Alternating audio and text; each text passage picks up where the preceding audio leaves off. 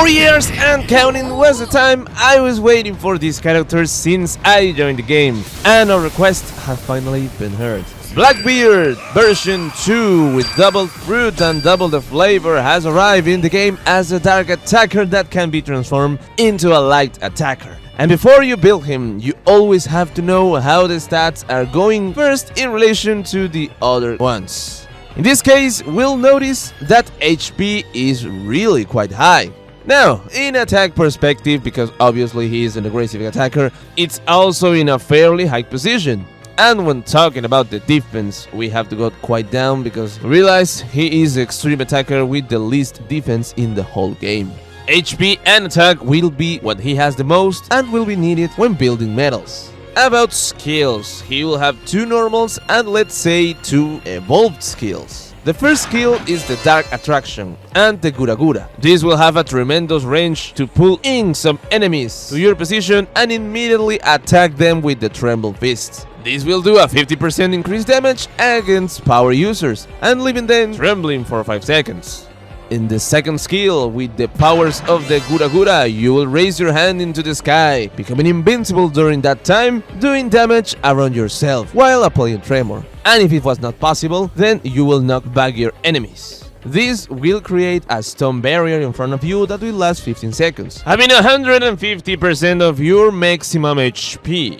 Now, do you remember that I told you that HP was important? Well, that's because the more health bar you have, the more the shield will last. So that's why it's one of the most important reasons to prioritize the stats. And how are the other skills activated? Well, for that you will simply have to attack enemies 5 times with your skills. And I say attack because you don't need to do damage. Even if you attack someone who is invincible, you will still earn some power gauge stack up to a maximum of 5, which you need to transform the ability. Once you got the maximum power gauge, the first skill will become Black Hole Liberation, which will make you invincible. You will now ignore defense, increase the damage against power users by twice, and with attraction and repulsion you will be able to defeat fruit users easily. Something additional that this teach has is when you attack with the first skill, whether it's attraction or deliberation, it will nullify the trait that makes the enemy resist at 1 HP. And by having increased damage to the users, it is twice as useful to finish off enemies like Kuzan or Law who has both traits. For the second skill, the utility will be different. The evolution of the Tremor powers will be Gurash, which is probably the skill that you end up using the most. You will also become invincible while making an attack as if it were a Galaxy Impacto that will ignore obstacles, ignore defense, and push enemies back. This skill is super important to be able to expand the evolved skills, because additionally, it will make a reply attack to all 4 enemies on the field, which will also count to give you the power gauge stacks. The truth is that these skills, in comparison to Kizaru's Golden Rain, is extremely easy to avoid, and all you have to do is walk. That's all. As long as you don't stand still, that skill won't hurt you. And on a second occasion, there are other types of characters that can avoid the reply damage, and those will be the ones that have some kind of hacky state that prevent them from being targeted by attacks. Just like Sabo or Shanks, and the other Shanks mean both Kamuzari and Film Red. And just like both skills 1 ignored 1 HP remaining traits, both skill 2 will ignore HP recovery when caught, so that the enemies that you have to target with these skills will be Saturn, who has immortality while he has power gauge stacks. On screen, you will see a list of the most relevant characters that must be taken into account to know how to counter them. And I also mentioned that he can change his colors. So how does he do it? This is way to understand that this as if it were a kind of a switch. Yes, you can turn it on, you can turn it off, change it up, down, from left to right, as you see, but every time you activate the counter, you will color change from dark to light or light to dark. It's the only way he has to change. To do that, you will keep the basic attack button pressed and wait for someone to attack you. This is extremely important, for example, to face enemies like Kizaru who are always red, green, blue. And of course, they have an advantage against darks. But for him, you'll always have the trait that will help you to resist them. For that, let's see the radial diagram and head on to the first category and see how you increase the attack to be such an aggressive character. And it is as simple and straightforward attacking the enemy. Nothing else, that's all. You can get up to a 75 extra attack boost. So without further ado, we are going to place this in 5. It's a good attack boost. Let's continue with the ignore defense, ignore damage reduction, or something related to that. And I remind you that both evolved skills will ignore defense, and both fierce skills will have increased damage against power users. On the other hand, and this will depend on how you use the color advantage, if your HP is more than half of it, you will increase by 50% the damage done to enemies of advantageous color. When starting, you will only have increased damage against the liked ones. And then, when changing color becoming light, you will have increased damage against red, green, and blue. This means that dark element users are completely saved from this. So you have to be careful with that. And you are a dark one, so be careful with other teach. The main thing is that you are very good against power users and the color advantage it gives to you. So we will put them in 3. Later on healing and usefulness is where this guy will notice a jump, because in a simple way, when he attacks the enemy with skill 2, that is Tremor Powers or Gura, you will heal 30% of your life. And remember, Gura has an attack of extra damage, so there is a possibility that you will heal from 1 to 100% of your life. Nothing more than just using one Gura, even though it doesn't happen that much. And secondly, he has a second option, which is every time he activates the counter, he also has a 30% of HP regenerated. I mean, every time the color changes, it can work, but I'm not telling you to take that seriously, because if you face so many darks, obviously you won't be able to change the like. And in utility, everything about this character is based on reduction or remove attack. It has 3 different ways to do it. First, if attacked by a power user, the attack of that type will be reduced by 50%. So Luffy G5 is destroyed and does him almost no harm. Secondly, when you are attacked by an enemy that has color advantage, you will remove increased attack from the enemies. Let's say that you are liked and are attacked by a green Roger, that Roger can never have his attack boosted with you. And thirdly, when you are attacked by a character who is from the Navy, you'll also remove the increased attack boost and recover 5% of your HP. So there are 3 different ways: power users, color advantage, and marines. That is mainly to make Garb not hurt you so much. Since he's a dark with no fruit involved, there is no other way for removing his attack. It's like an SU snake, but only focused on certain characters, and this makes him more balanced. It's also a way to receive less damage and make enemies do less damage to your team. So here we will put him in 5. Further down, in mitigations, as that type resists the above, technically it also counts as less damage received, removing attack from enemies. But in additions, if your life is greater than 50%, you will reduce the damage by 30%. And again, adding 2 depending on which color you have. If you're attacked by an enemy from which you have a color advantage, another 30% of damage reduction you'll have. At most, let's say it can reach up to a 60% of damage reduction, and that's all, nothing more. He doesn't have a second life, he doesn't have a 1 HP resistance, he has nothing more than that to mitigate. And that's why you see Roger one-shotting him when he's in dark side. That 60% is not enough. And yeah, this is already circumstantial. He has also some defense boosted. When he uses his counter, you will also get a 30% of that. And to be honest, that is not reliable. Because if you face another teach, you don't want to switch to light element. It doesn't make sense. And another thing that it's also super specific is that when you have been attacked by an enemy who has a shield or had a shield, that is again only for Garb, your defense will be boosted by 50% for 3 seconds. It's not something you can trust. It only really serves well against one character, so they simply won't count as a total mitigations. That's why we're going to place this in 3. Continuing with the reduction of skills, and this is what he is an expert of. When attacking an enemy in any way, it will reduce the skill 1 by 3% for each impact. You can do this with basic or skills. Secondly, when you attack an enemy with skills, you will reduce skill 2 by 10% for each impact. And thirdly, when you use a transform skill by your power gauge, you will reduce it by 30% your skill 1. So, to recap, doesn't matter the way you do damage, 3% of skill 1 regeneration. Attacking enemies with skills, 10% per impact to reduce your skill 2, which is the Tremor Power's invincibility. And in any way you use your evolved skills, you will reduce skill 1 by 30%. It is extremely easy to make spam skills with this character, and he's here for that. To attack enemies more and to heal more, since this guy has no good mitigations. So he fulfills this so much that he's going to live in a 6, the highest score in this category.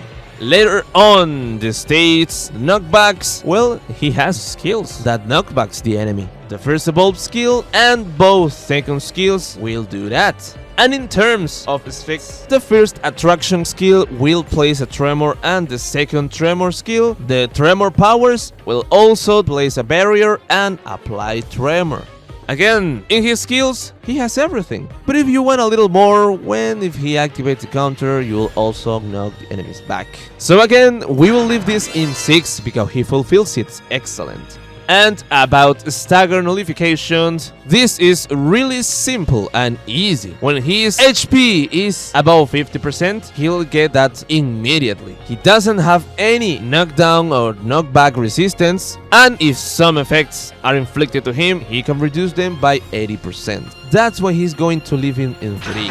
And clearly, the remaining as clear peaks of these characters of the radial diagram is the reduction of skills, because he is a skill spammer. If you learn how to handle that and the infliction of effects and constant pushes, you will be almost unstoppable. It's not really a tanky character. They will kill him very quickly, especially if a character gathers these conditions. That they are not from the Navy, they are not power users, and they have high damage or a skill that ignores damage reduction. That's why Roger one-shots him while he is in dark state. But when he is in light element, well, he can make a good fight of that. His gameplay is to attack enemies with skill 2, heal, do a lot of damage with so much area. It's not to resist or to be a super tanky one. One of his best utility is that he can remove almost any runner from the flag with his skills. With your first skill, you will attract enemies and no one will be able to avoid it, removing them and also trembling them outside the flag to characters like Low and Roger Runner, who earn their effect nullifications when they are inside the flag. Very similar to how it happens with other pure defenders. When they are inside, they are immune to effects. But you are the one who's going to take them away. You are the one who takes them out of their comfort zone, and that's dangerous for them. So being so fragile, just like in the anime, but being very offensive, just like in the anime, is what he does the most. But you have to avoid failing your skill 2, because that is your main way of healing. Remember that. The attack on which you raise your hands to the sky and put the barrier in front of you, that's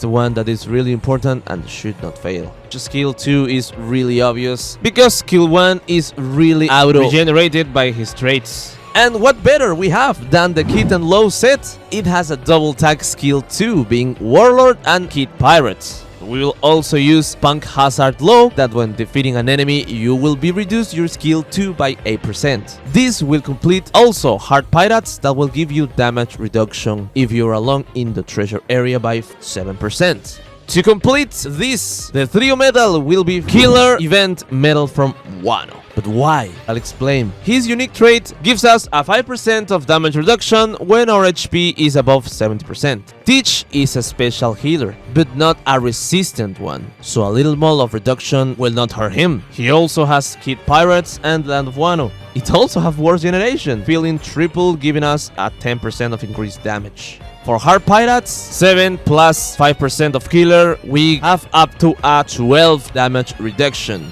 By having 2 tags of skill 2 regeneration by Kid Pirates and Warlords, we'll have 28 of skill 2 boost cooldown reduction speeds. This is as high as you can get, because the maximum of it is 30%, and we have 28%. But also, every time we defeat an enemy, we will regenerate skill 2 by 8% thanks to low pong hazard. These 2 event medals return from time to time in the medal points store. These will be the best balanced sets to skill 1 or skill 2, damage increase, damage reduction, capture speed. You have a little bit of everything, so it's unbeatable. Now, I know it can be quite complicated to get this set. I myself don't have the killer medal yet, so I'm waiting for it to come back in the medal point store. So let's say a version more accessible to everyone. And this will also be another who has double tag of skill 2. The first in fact. That is Mista Zero, which will have Warlords and Baroque Works. First one, Galdino Medal. When we use a skill Attraction, we will reduce the skill 2, that I tell you is super important, by 5%.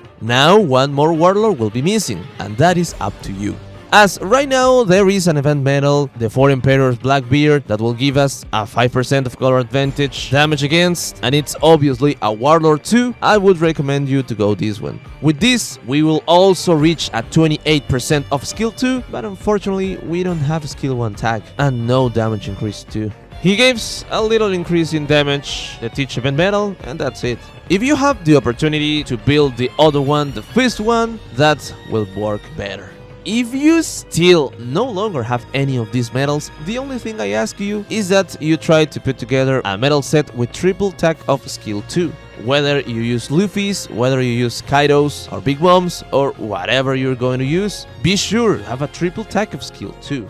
But on the stats, yes, on many occasions you have surely noticed that Teach has to stay behind the barrier, so the more HP you have, the longer that would last. They are fine being one of the characters with the most HP, super important that this is what you have to put in that. 70% of HP, 70% of attack, because he has an attacker, right? And what about the support? Well, you'll have to prioritize Warlord, which will increase the time in which you can leave enemies with cramped legs, since there are a lot of them who reduce his effects by 80% and can be a problem, like Kumaboni, Lucci, Garb, Kizaru, or Teach himself, who also, remember, you are a producer, he can do increased damage to you. Once you complete Attacker and Warlord, the rest will be a high support percentage. So, when another Teach wants to attract you, the first thing you're going to do is use your second skill that will make you invincible and tremor then first, followed by your attraction, and though enemies believe that he had the first attack, he really just fell into your trap. With all that, he will already lost more than half of his HP and probably be defeated too. And that's how Marusharu D. Teach will be ending up with, a character who has come out balanced. Of course, it can be complete destruction, but the best sign that you can have of a character that, although he's very powerful and above several ones, is not really breaking the game is that he has counters from day one.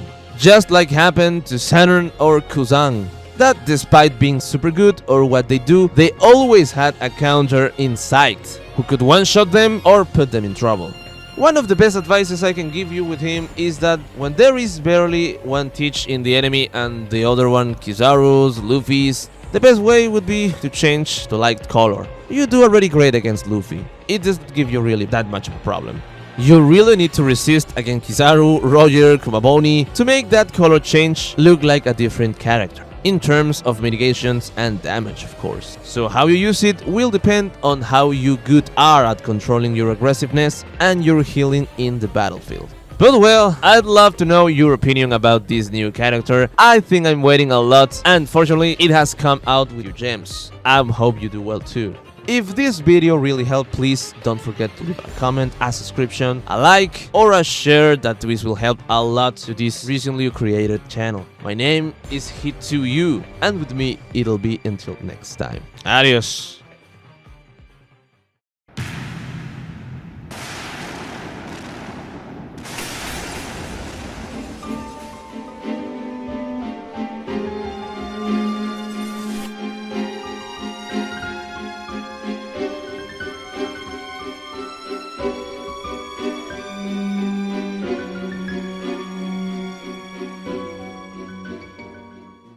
So, no navy, no power user, dark element so that he has no color advantage, a skill that trespasses obstacles and ignores damage reduction as well.